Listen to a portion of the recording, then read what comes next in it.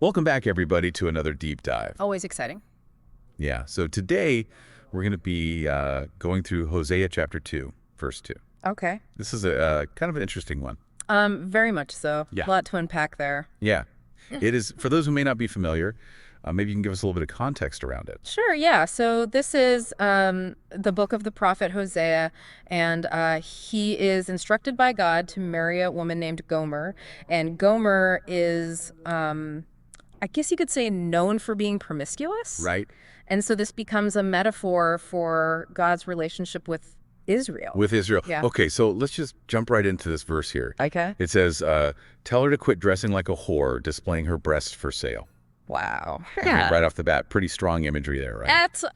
That's the point. Okay, so what's really going on here? Well, I think it's important to remember that this is about more than just the clothes. Right. It's about what the clothes represent. And, Gomer's attire in this case is symbolizing a rejection of the marriage to Hosea and everything that comes with that. The commitment, the responsibility, just the life they've built together.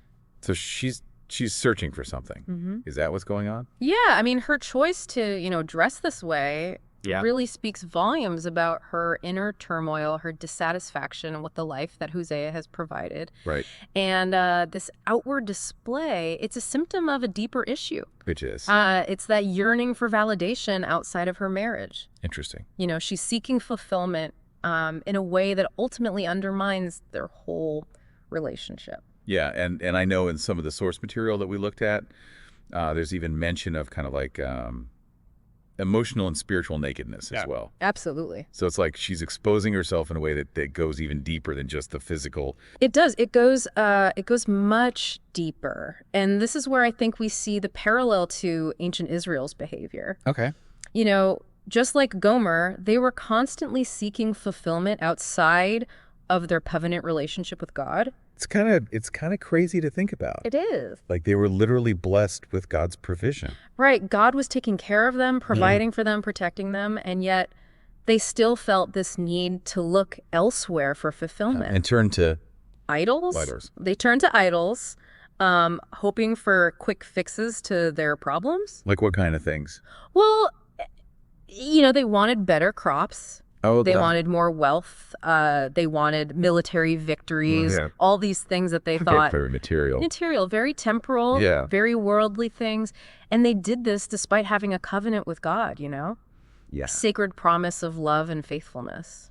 It's kind of like if you think about it in today's world, Yeah. It's like if you're in a loving relationship, but you're constantly looking for something, something more. Over your shoulder, something better. Exactly. Yeah, and I think, this tendency to chase after these fleeting pleasures and external validation, this is something that we as modern Christians, we still struggle with today. Absolutely. Just as Gomer, turned back to that seductive allure of her former life, we can also find ourselves distracted by these idols that promise us prosperity and reputation, fame, fortune, all these things.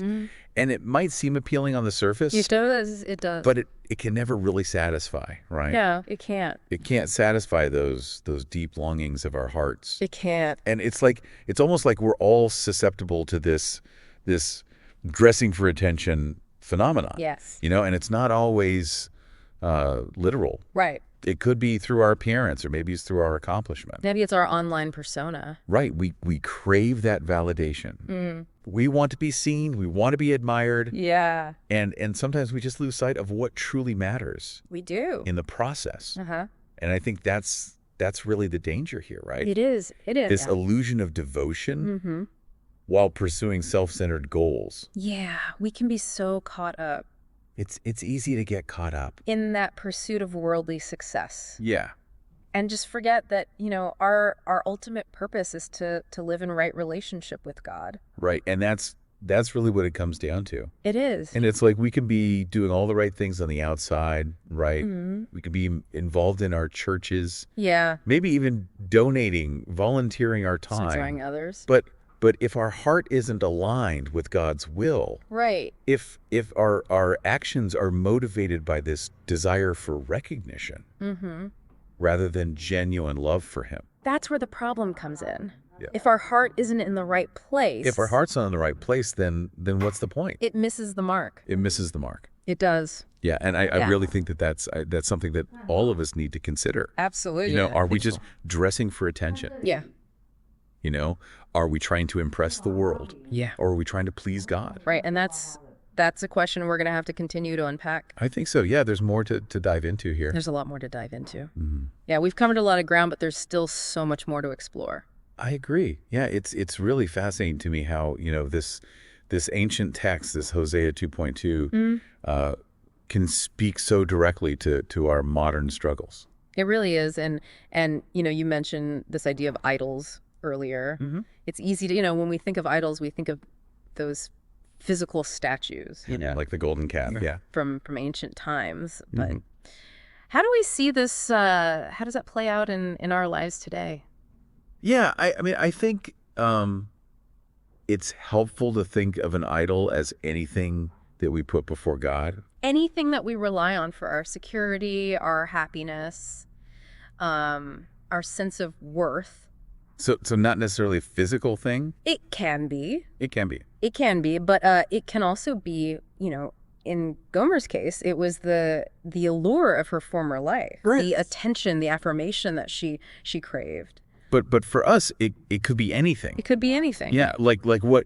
Give me some examples. Sure. I mean, it could be material possessions, right? Okay. We live in a consumerist culture that constantly tells us, you know, we need more to be happy. So we chase after the next gadget, the bigger house, the fancier car, Right.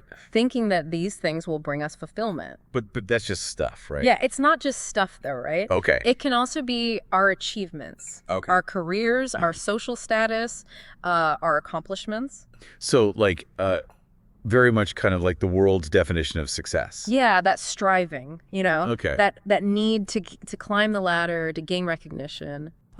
To build a name for ourselves. And we do this often at the expense of our relationships. Mental health, our spiritual well-being. Absolutely. Yeah, it's like we're constantly striving for that next promotion, that next award. That next validation from the world. Right, and I think something that comes to mind too is social media Oh, yeah. has become such a breeding ground for this type of idolatry. Yeah.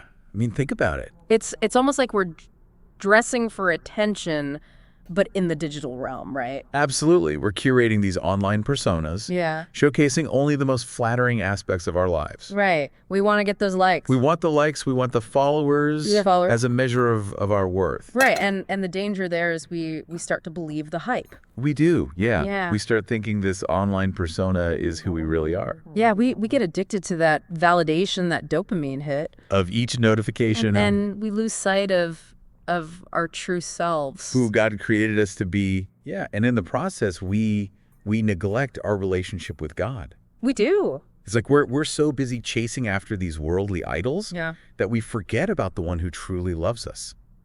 Unconditionally. Yeah, unconditionally, and wants what's best for us.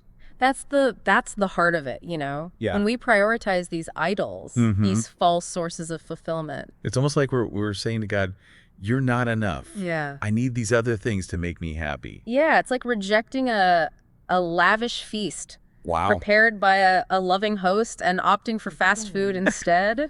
That's a great analogy. Yeah, so, you know, the question becomes... Yeah, how do we break free from this cycle Yeah, how do we identify the idols in our own lives? and start prioritizing our relationship with God? Yeah, and that's a great question and one that deserves its own deep dive. Right. But I think a good starting point is simply becoming aware Okay. of what consumes our thoughts and our energy. Okay, so what are we spending our time on? Yeah, what are we most afraid of losing? What do we turn to for comfort? Yeah, when we're stressed, when we're anxious. Well, when we're feeling down, what are we reaching for? Exactly, and then we need to, you know, honestly ask ourselves Yeah. if these things are truly aligned with God's will Okay. for our lives, are they leading us closer to Him?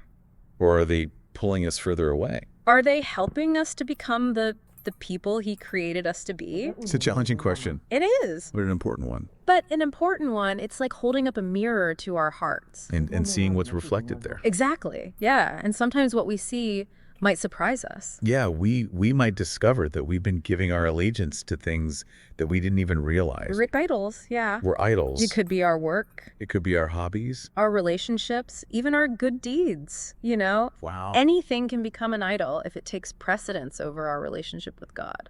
So it's not necessarily about, abandoning those things. No, not necessarily. But it's about putting them in their proper place. Yeah, it's about aligning our priorities. Okay. Making sure that God is at the center of our lives. Right. And that everything else flows from that central relationship. It sounds like this process of identifying and dismantling idols, it requires a lot of self-reflection and honesty. It does. It's not easy to confront the things that we've been clinging to. Yeah. The things that we thought were bringing us fulfillment.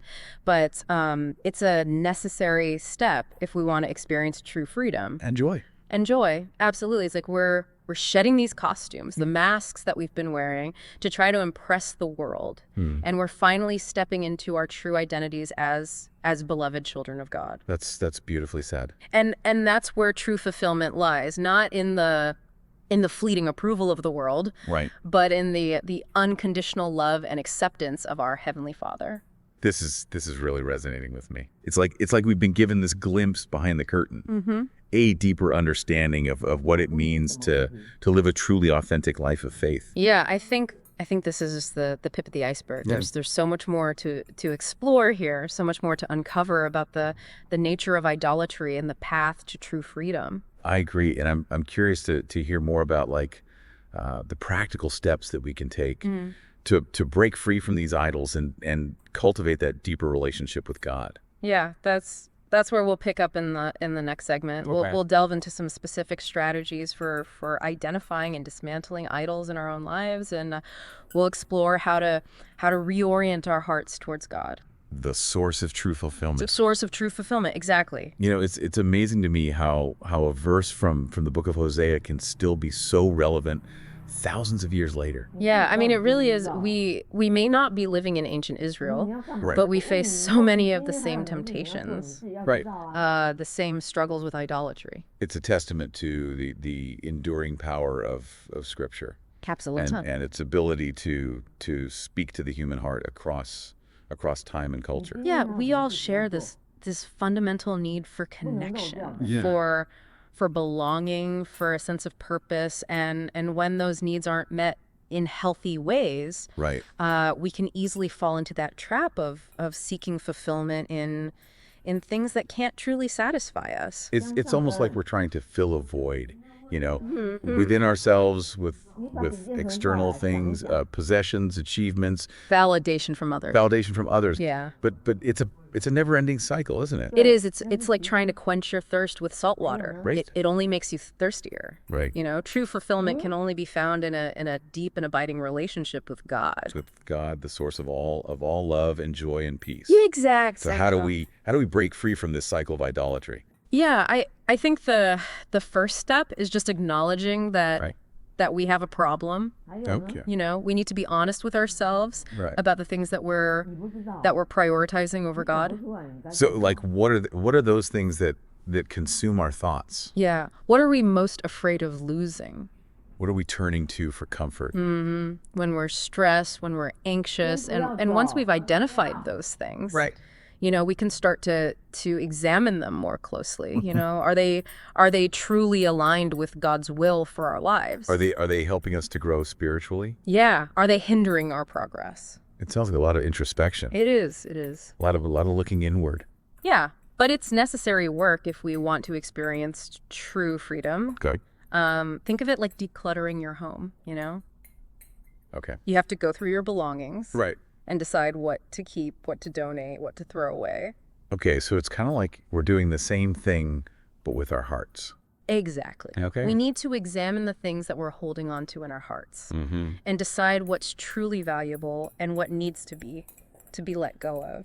So what are some practical steps that we can take to start decluttering our hearts, so to speak? Sure. Well, one helpful exercise I think is to create a list of your priorities. Okay. Write down the things that are most important to you, the things that you value most. Okay. And then ask yourself, do my daily actions reflect those priorities? Okay. Am I spending my time and energy Am I living it out? Yeah. Am I living it out on the things that matter most? And if not, what changes can I make? That's a great idea. Yeah, and that's like taking inventory of how we're actually spending our lives versus how we want to be spending them. Right. So how does my ideal line up with my actual? Exactly. Yeah.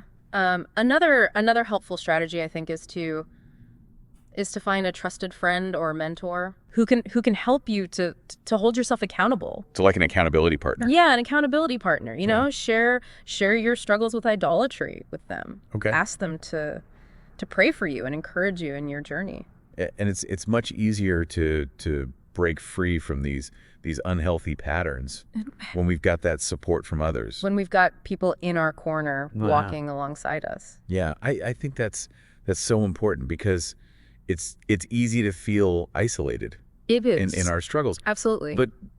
But we're not meant to walk this path alone. We need each other. Right. And ultimately we need God's grace Right. to empower us. To overcome these challenges. We can't do it on our own strength. So it's about surrender. It is. Right, surrendering our will to God's will. Letting go of our need for control. And trusting that he knows what's best. Yeah, it's about recognizing that we are not the center of the universe, Right. that God is, and when we put him in his rightful place, everything else falls into alignment. This has been such an eye-opening conversation. It's like we've been given this new lens through which to view our lives, a new understanding of what it means to live in right relationship with God.